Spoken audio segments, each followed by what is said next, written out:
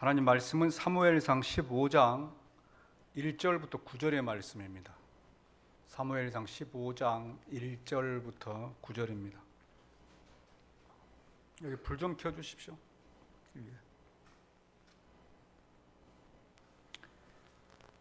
사무엘이 사울에게 이르되 여호와께서 나를 보내어 왕에게 기름을 부어 그의 백성 이스라엘 위에 왕으로 삼으셨은즉 이제 왕은 여호와의 말씀을 들으소서.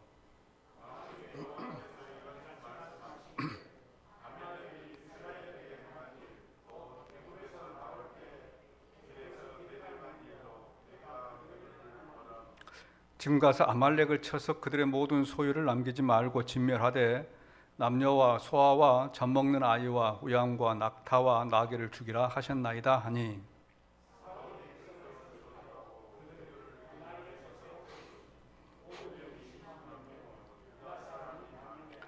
사울이 아말렉 성에 이르러 골짜기에 복병시키니라.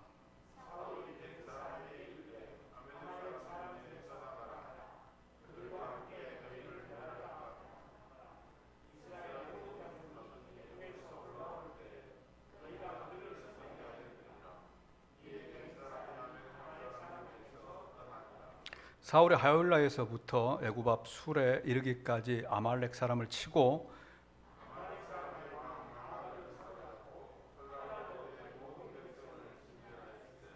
함께 봅니다. 사울과 백성이 아각과 그의 양과 소의 가장 좋은 것 또는 기름진 것과 어린 양과 모든 좋은 것을 남기고 진멸하기를 즐겨 아니하고 가치 없고 하찮은 것은 진멸하니라. 아멘. 오늘 말씀은 이스라엘과 아말렉과의 전쟁 때 있었던 사건입니다. 3절에 보면 하나님께서 사울에게 이렇게 말씀을 하시죠. 지금 가서 아말렉을 쳐서 그들의 모든 소유를 남기지 말고 진멸하되 남녀와 소아와 젖먹는 아이와 우양과 낙타의 나귀를 죽이라, 이렇게 이야기를 하십니다. 자, 그렇다면 왜 하나님께서 이렇게 말씀을 하시느냐? 모든 소유를 남기지 말고, 심지어는 뭐 소아, 아이들이죠. 또 젖먹는 아이, 우양과 낙타와 심지어는 나귀까지, 동물들까지 다 죽이라고 그렇게 말씀을 하시느냐? 그 이유는 이 전쟁, 지금 아말렉과의 전쟁은 하나님의 전쟁이기 때문에 그렇습니다. 하나님의 전쟁이기 때문에. 2절 말씀에 보면은 이렇게 말씀합니다. 만군의 여호와께서 이같이 말씀하시기를 아말렉이 이스라엘에게 행한 일, 곧 애굽에서 나올 때에 길에서 대적한 일로 내가 그들을 벌하노니, 내가 그들을 벌하노니. 지금 하나님께서 이 아말렉 족속을 치는 것은 하나님의 징계라 하는 것입니다. 징계. 하나님께서 지금 벌을 주고 있다 하는 것이죠. 그래서 이 사건에서는 진멸이라고 하는 단어를 씁니다. 진멸. 다른 싸움에서는 진멸이라고 하는 단어를 쓰지 않는데 이 진멸이라고 하는 단어를 쓰죠. 진멸하라 하는 겁니다. 이 진멸이라고 하는 단어는 히브리어로 헤렘이라고 하는 단어인데요, 하나님께 바친다라고 하는 의미를 가지고 있습니다. 그래서 하나님께서 이 아말렉 족속과 전쟁을 하면서 모든 것을 다 죽이라고 하는 것은 그 죽여서 하나님께 바치라 하는 것입니다. 그래서 이 아말렉과의 전쟁은 하나님의 전쟁이다 하는 거예요. 하나님의 전쟁. 하나님의 전쟁이기 때문에 모든 것을 하나님께 바치라, 드리라, 이렇게 말씀하고 있습니다. 그런데 사울은 그렇게 하지 않지요. 하나님께 바치지를 않습니다. 그로 인하여서 이제 사울은 왕직에서 폐위가 되고 있습니다. 23절 말씀에 보면은 그러죠. 이는 거역하는 것은 점치는 죄와 같고 완고한 것은 사신 우상에게 절하는 죄와 같음이라. 왕이 여호와의 말씀을 버렸으므로, 왕이 여호와의 말씀을 버렸으므로 여호와께서도 왕을 버려 왕이 되지 못하게 하셨나이다. 이 사울이 하나님을 버렸다는 겁니다. 그래서 하나님께서도 사울을 버려서 이제 왕이 더 이상 지속되지 않게 하시겠다 하는 것입니다. 자, 그렇다면 오늘 말씀에서 이 아말렉이 하나님을 대적했다고 하는데 이 하나님을 대적한 일이 무엇이냐 하는 거죠. 이 아말렉이 하나님을 대적한 일은 신명기 25장 17절부터 19절에 있습니다. 한번 찾아보실까요? 신명기 25장 17절부터 19절 말씀. 창세기, 출애굽기, 레위기, 민수기, 신명기.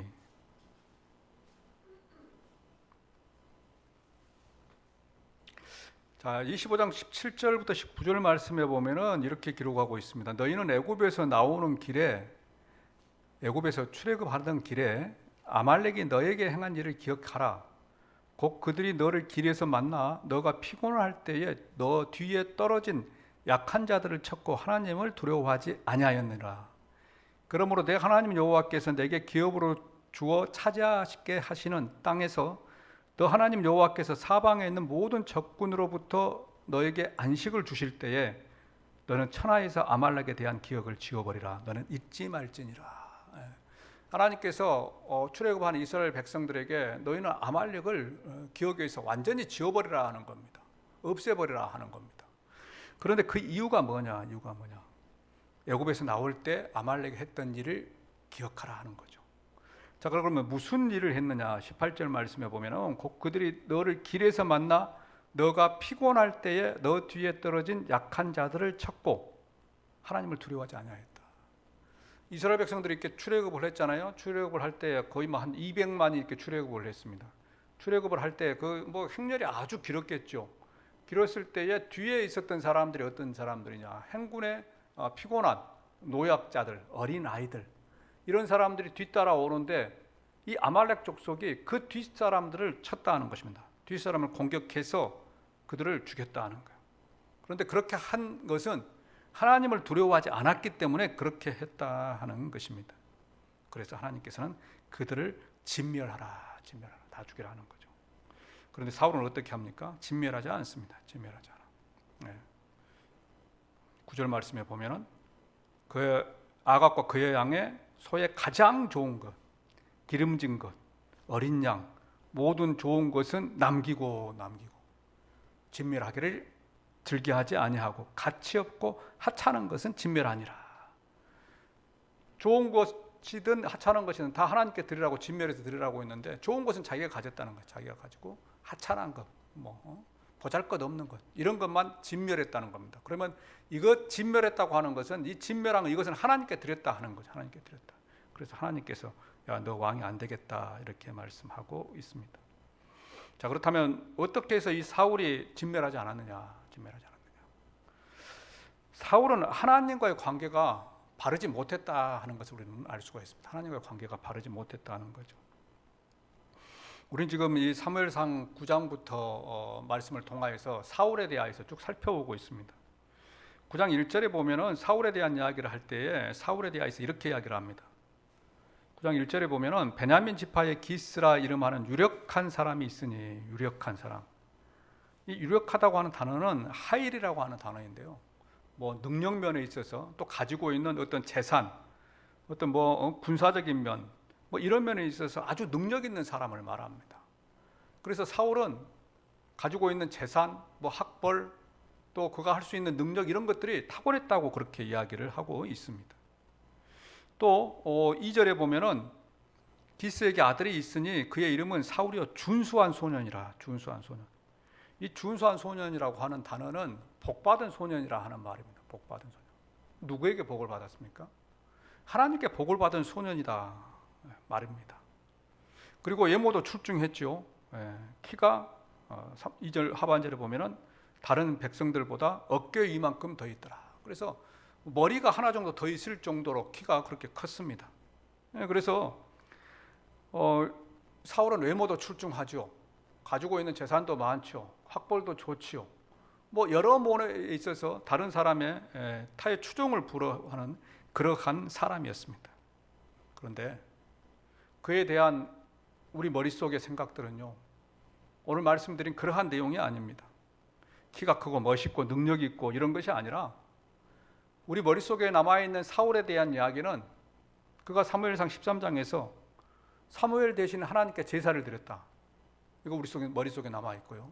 또 15장 오늘 말씀에서 하나님의 말씀을 지키지 않아서 좋은 것은 자기가 가져가고 하찮은 것만 하나님께 드린 그런 사람이 되었습니다. 그리고 그 일로 인하여서 하나님께 징계를 받았고 왕에서 폐위되었고 마지막은 자기의 사위였던 다윗을 죽이려고 쫓아다니다가 결국은 자기가 죽는 그러한 인생이 되고 말았습니다. 하나님께서 그를 택할 때는 다른 사람보다 외모도 출중하고 뭐 배운 것도 많고 능력도 있고, 그래서 하나님의 일을 잘 감당하게 하기 위하여서 감당할 것 같으니까 이스라엘의 왕으로 세우셨는데, 이스라엘의 왕이 되고 나서의 사울의 모습은, 그래서 우리에게 기억되고 있는 모습은 앞에서 말씀드린 전혀 그런 모습이 아니라 하나님께 불순종하고 하나님보다 자기를 먼저 생각하고 또 자기 사람을 죽이기 위하여서 끝까지 쫓아다닌 그러한 사람으로 우리 기억에 남아있다 하는 것입니다. 그 이유가 뭐냐? 하나님과의 좋은 관계를 맺지 못했기 때문이라는 것입니다. 하나님께 특별히 택함을 받았지만 그의 인생은 하나님과 좋은 관계를 맺지 못해서 그의 인생의 마지막은 패가망신한 그러한 인생이 되었다 하는 것입니다. 성도 여러분, 우리의 인생이 잘 되기 위하여서는 하나님과의 좋은 관계를 맺어야 할 줄로 믿습니다. 설령은 세상과 조금 좋지 못한 관계가 된다고 할지라도, 또 세상에서 대인관계가 참 잘 되지 못한다고 할지라도, 또 직장에 어려움이 있고 또 사업에 어려움이 있다고 할지라도, 우리 그리스도인의 첫 번째 관계는 하나님과 좋은 관계가 되어야 합니다. 하나님과 좋은 관계가 될 때 하나님께서 모든 것이 잘 되게 해주신다 하는 것입니다. 요한 3서 1장 2절에 그러잖아요. 영혼이 잘된 것과 같이 범사가 잘 된다. 하나님과 좋은 관계를 맺는 것은 우리의 영혼이 잘 되는 것입니다. 먼저 우리의 영혼을 먼저 생각하는 저와 여러분들이 되기를 원합니다. 사울은 하나님의 말씀을 말씀대로 생각하지 않았습니다. 그래서 자기 생각대로 자기 뜻대로 했습니다. 그래서 그의 결국은 어떻게 됐느냐? 패가망신했다 하는 거죠. 그런데 그 다음의 왕 다윗은 다르잖아요. 다윗은 어떠한 일이 있어도, 자기 환경이 어려움이 있어도 하나님의 말씀을 중심으로 삼았습니다. 하나님의 말씀. 그래서 사울을 죽일 수 있는, 자기를 쫓아다니는 그 사울을 죽일 수 있는 그런 기회가, 정말 절호의 기회가, 칼만 들으면 죽일 수 있는 기회가 2번이나 있었음에도 불구하고 하나님께서 세우신 왕을 내가 할 수 없다. 그렇게 할 때 하나님께서 사울을 죽이셨습니다. 그리고 다윗을 전대미문의 이스라엘 왕으로 세우신 줄로 믿습니다. 성도 여러분, 하나님과의 관계를 먼저 생각하는 저와 여러분들이 되기를 원합니다. 이제 사울은 아말렉을 진멸하지 않았습니다. 진멸하지 않은 결과 어떤 일이 발생하느냐? 더 큰 어려움을 만나게 되죠. 오늘 말씀은 사울이 왕이 될 때 있었던 사건이기 때문에 이걸 연도로 계산을 해보면은 주전 한 1050년경 됩니다. 1050년경.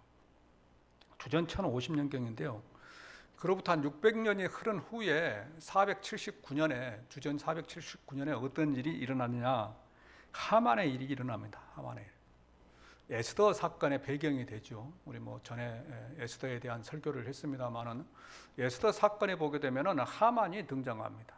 그런데 하만은 이 페르시아의 2인자죠. 2인자.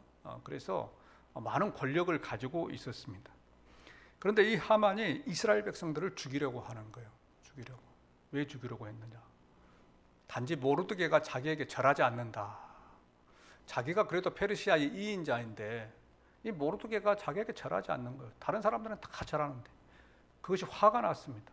그래서 내가 모르드게를 죽여야 되겠다라고 뒷조사를 해보니까 모르드게가 이스라엘 백성인 거예요. 그러니까 이 하만이 한 명 죽여가지고는 안 되겠다. 내가 다 죽이겠다. 그래서 날짜를 잡고 이스라엘 백성들을 다 죽이기로 그렇게 계획을 세웠습니다. 물론 이제 여기에 대하여서 하나님께서 개입하셔서 역전을 시키셔서 이스라엘 백성들이 죽는 것이 아니라 이제 아말렉 족속이 다 죽죠. 다 죽습니다. 그런데 오늘 말씀에서 이 사울이 아말렉 족속을 다 죽이라고 말씀하죠. 기억하지 않도록 다 죽이라고 말씀하셨습니다. 그런데 그렇게 하지 않음으로 인하여서 600년 후에 이러한 일들이 자칫 잘못하게 되면, 하나님께서 개입하지 않으셨으면 이스라엘 백성들이 도리어 죽임을 당해야 되는 일들이 발생하게 된다 하는 것입니다. 사울 한 명의 순종으로 인하여서, 과거에 있었던 600년 전에 있었던 사울 한 명의 순종으로 인하여, 불순종으로 인하여서 이스라엘 백성들에게 이런 어려움이 닥칩니다. 성도 여러분, 우리도 순종에 대하여서 생각해 볼 수 있기를 원합니다. 우리가 지금 하고 있는 순종이 먼 훗날 우리 자녀들에게, 아니 우리 다음 세대에게 하나님의 축복이 될 수가 있다 하는 것입니다. 반대로 우리의 불순종이 훗날 하나님의 진노를 임하게 하는 일이 될 수도 있기 때문에 우리는 현재 우리에게 처한 입장 가운데서 하나님 말씀에 순종하며 하나님의 말씀대로 살아가야 할 줄로 믿습니다. 제가 늘 말씀을 드리지만 우리가 이렇게 살고 있는 것, 우리가 이렇게 좋은 형편 가운데 예배를 드리는 것은 그것은 우리 믿음의 선배들 때문입니다. 저는 그렇게 믿고 있습니다. 우리가 부존 자원이 많아서, 우리나라에 사람들 인원수가 많아서, 또 그 사람들이 가지고 있는 개개의 능력이 많아서 출중해서 우리나라가 이렇게 잘 사는 것은 아닙니다. 하나님께서 그때그때 개입하셔서 우리나라를 붙들어 주셨고, 그로 인하여서 지금 우리나라가 이렇게 살고 있는 줄로 믿습니다. 믿음의 선배들의 기도, 믿음의 선배들의 헌신, 그 충성으로 인하여서 우리가 살고 있다고 하는 것을 기억하는 저와 여러분들이 되기를 원합니다.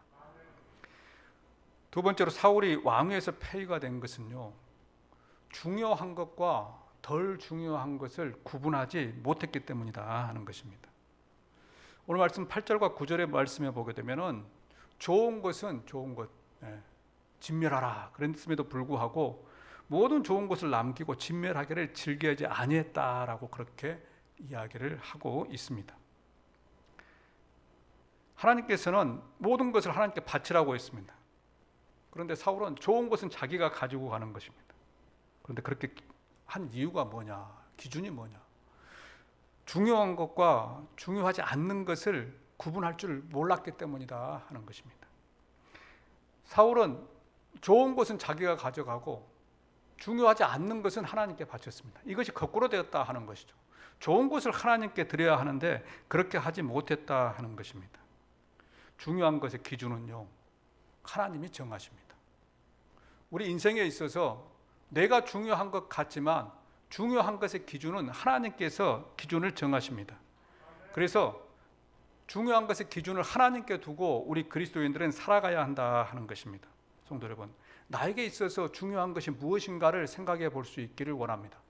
그리고 그 중요한 것이 지금 내가 정한 중요한 것인지 아닌지는 또 한번 생각해 볼 수 있기를 원합니다.